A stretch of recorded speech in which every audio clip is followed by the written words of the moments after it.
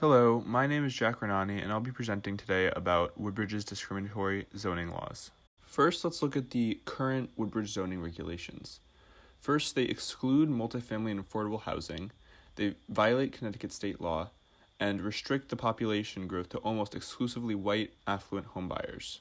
So let's look a bit deeper into how Woodbridge excludes multifamily and affordable housing. So the table on the slide shows the allowed uses by zone in Woodbridge. And if you look at the boxed area, multifamily dwellings are not allowed in any of the zoning districts in Woodbridge. Single-family dwellings, which are much more expensive, are allowed in 4, and two-family dwellings are allowed in 2. But these two zoning districts only comprise 0.2% of the land area in Woodbridge. By limiting the amount of multifamily dwellings allowed, Woodbridge limits affordability of housing and thus excludes classes protected under state and federal law. There is one affordable housing district, AHD, in Woodbridge, but it appears to have been designed to make sure that it would never be used. It contains exclusionary regulations that are a burden to developers. The plan requirements are much more substantial than other zones, and there are much higher parking space minimums. Rather than encouraging the development of housing opportunities, the AHD puts up virtually insurmountable barriers to the development of housing that would serve families with children, people with disabilities, people of color, and others in need of affordable housing. These exclusionary zoning tactics are actually in violation of Connecticut state law. In the 1996 case Griswold Hills, Newington versus the Newington Town Planning and Zoning Commission, a developer appealed to the zoning commission's decision to restrict the amount of affordable housing that could be built. The Connecticut Superior Court held the obligation to encourage the development of housing opportunities includes promoting housing choice, economic diversity, and low and moderate income housing. The court saw Section 8.2, as shown in the slide, as a mandate to promote affordability through zoning regulations. The court writes that the mandate for economic diversity outlined in Section 8.2 requires municipalities, like Woodbridge, to promote housing plans that include those with low to moderate incomes. Woodbridge has acknowledged its lack of affordable dwellings in some zoning documents, but it still does not allow multifamily housing to be built in any of their zoning districts. This, along with the fact that the affordable housing district is virtually impossible to develop in due to overzealous regulation, allows us to conclude that zoning regulations in Woodbridge are illegal under state law. The result of these exclusionary zoning practices is clear in the demographic makeup of Woodbridge. These practices are sometimes called as insidious as outright racial segregation because they exclude people of color while purporting to be race neutral. Exclusionary zoning laws, for example, minimum lot size regulations, cause economic segregation, which disproportionately exclude Black people from wealthy communities.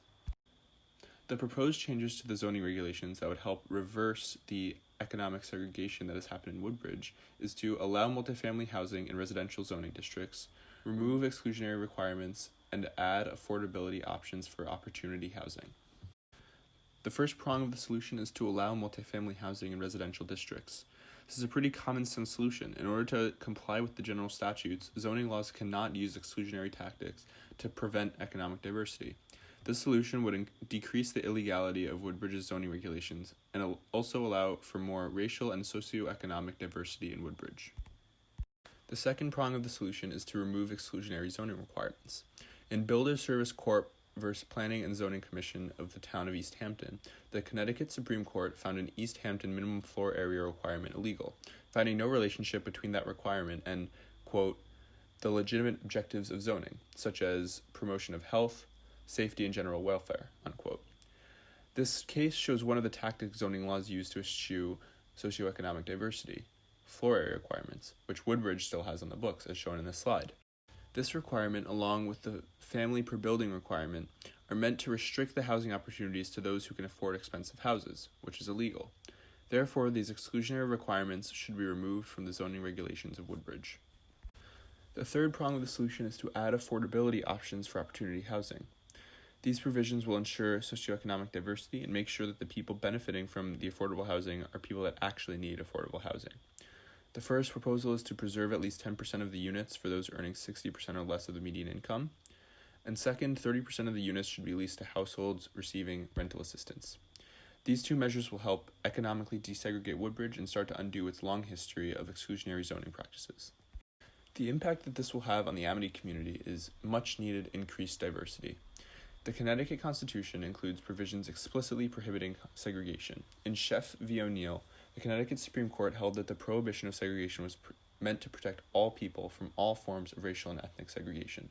The court ruled that it was crucial for democratic society to provide schoolchildren with fair access to an unsegregated education. The Woodbridge Zoning Board has a constitutional requirement to desegregate our housing so that our schools can be a diverse reflection of our environment, allowing the students in the district to enjoy an unsegregated education. We call on the Zoning Board to adopt the measures we proposed to make Woodbridge and Amity more racially and socioeconomically diverse. For our federal issue, we chose prison reform. Now, prison relates to race due to the racial disparity in the prison population. Despite only making up 13% of the U.S. population, Black people make up 40% of the U.S. prison population. Now, we specifically chose to focus on for-profit prisons or private prisons. These are prisons that are set up to make a profit off locking people up. The current U.S. prison population is over 2.3 million people as of 2018, and 8.2% of those prisoners are in for-profit facilities. Between 2000 and 2017, the private prison population grew by 39%, and about 53% of privately held inmates are Black. 3 companies operate private prisons: Core Civic, Geo Group, and Management and Training Corporation. One of the issues with private prisons is that they don't fulfill their purpose. They don't save money. In many states and at the federal level, it was found that private prisons cost more than public prisons. It costs taxpayers $44 per prisoner per day in a public facility and $50 per prisoner per day in a private facility. And that's because any money that would be left in the budget at a public facility is taken as a profit by the private companies that operate private prisons.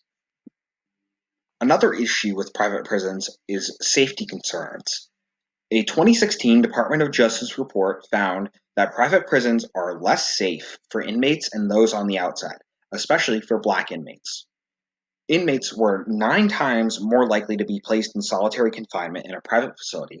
They were also more likely to complain about lack of food and inadequate health care, and staff were 3 times more likely to sexually abuse inmates. Private prisoners were also found to be twice as likely to reoffend. The increasing privatization of U.S. prisons has led to a devastating increase in unethical penal labor practices. Through the 13th Amendment, prisons are legally allowed to mandate labor for the incarcerated, which allows for slavery as a punishment for a crime. Incarceration rates for Black people are drastically higher than those for white people. While the U.S. population is only 13.4% Black, 34% account for the total prison population, a clearly skewed statistic. Cash bail rates are statistically higher, meaning that Black people are held in jail awaiting trial and are forced to be the victims of the cruel penal labor system. The PIECP is a prison labor program instituted by Congress in 1979 to encourage prisons to establish employment opportunities for inmates.